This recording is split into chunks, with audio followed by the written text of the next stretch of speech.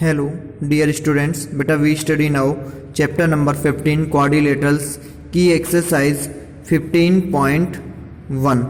क्या है बेटा exercise 15.1? बेटा exercise 15.1 में सबसे पहले फर्स्ट क्वेश्चन है आपका, ड्रॉ ए क्वाड्रिलेटरल ABCD. आपको एक क्वाड्रिलेटरल ड्रॉ करना है. लेट आपने बेटा ड्रॉ कर दिया. ये कोई क्वाड्रिलेटरल है जिसका नाम है ABCD. अब आपसे कहा है कि PQR इन इट्स इंटीरियर, इसमें कोई पॉइंट है PQR, तो इसके इंटीरियर में आप इनका नेम दे देंगे PQR. इस क्वाड्रिलेटरल के इंटीरियर में बाउंड्री पे कौन कौन से पॉइंट है EFG. इसकी बाउंड्री कौन सी है, ये वाली बेटा. इस पे पॉइंट मान लीजिए आपने यहाँ E कह दिया, यहाँ पे आपने F कह दिया और यहाँ पे क्या पॉइंट कह दिया बेटा G. तो ये EFG कौन सी पॉइंट होगी, ये इसकी बाउंड्री पे होगी. ऐसे ही आपसे कहा है कि XYZ आर एक्सटीनियर, तो बेटा एक पॉइंट आपने यहाँ ले दिया X, यहाँ पॉइंट ले दिया आपने Y और यहाँ पे पॉइंट ले दिया आपने Z.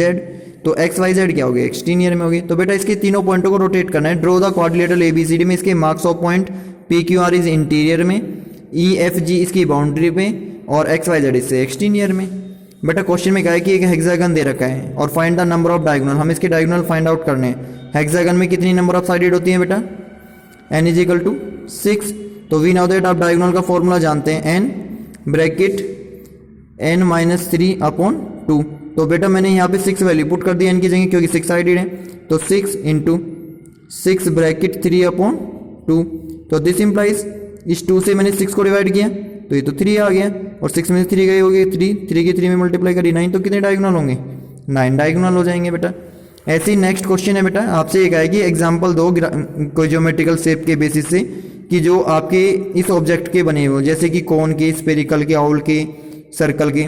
तो डू योर सेल्फ खुद दे सकते हैं बेटा. बहुत सारे एग्जाम्पल ऐसे होते हैं, जैसे आप कोन की बात करें तो बर्थडे कैप है, टॉप है. स्फेरिकल की बात करें तो कोई भी हमारी स्फेरिकल शेप में कोई सेल हो सकती है, फुटबॉल हो सकती है. आउल की शेप के में एग्जाम्पल दे सकते हैं. सर्कल की शेप में कोई भी चीज़ है, for example object daily usages में नेचुरल से रिलेटेड. बेटा नेक्स्ट क्वेश्चन है आपका, for using the formula and find the angle of sum. इसका फॉर्मूला होता है बेटा sum of angle find out करने का. क्या फॉर्मूला होता है बेटा, 2n minus 4 into 90. 2n minus 4 into 90 क्या होता है, किसी भी पॉलीगन का सम निकालने के लिए. जैसे इसमें पेंटागन है, पेंटागन में कितनी साइडेड होती है बेटा, n इज इक्वल टू 5. जब n इज इक्वल टू 5 होती है तो आप इसमें n के प्लेस पे यहाँ 5 रख देंगे.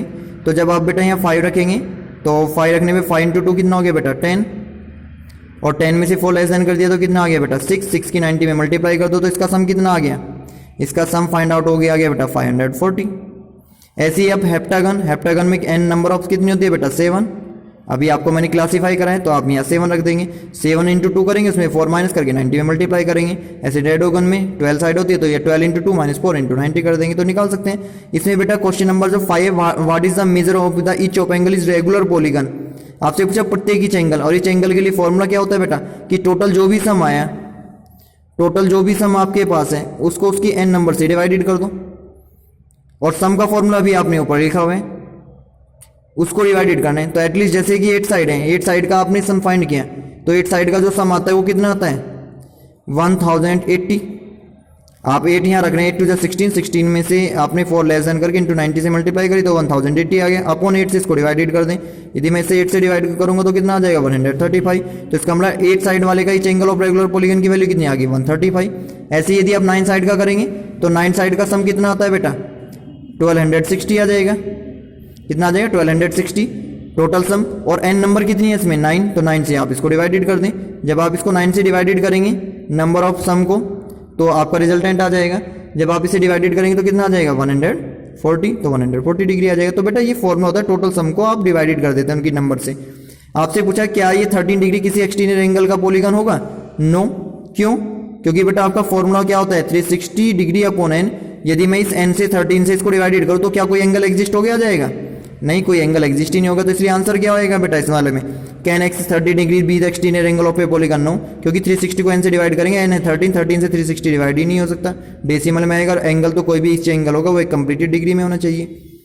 क्वेश्चन 7 है, कैन नॉट बी एग्जिस्ट बताने की क्या इनका सम आपका एक क्वाड्रिलेटरल बनाएगा. बेटा क्वाड्रिलेटरल जब बनते हैं जब इनका टोटल सम 360 कंप्लीट आता है, लेकिन जब आप इनका सम देख रहे हैं तो ये तो इससे ग्रेटर आ रहा है 360 से, तो आंसर क्या आएगा नो.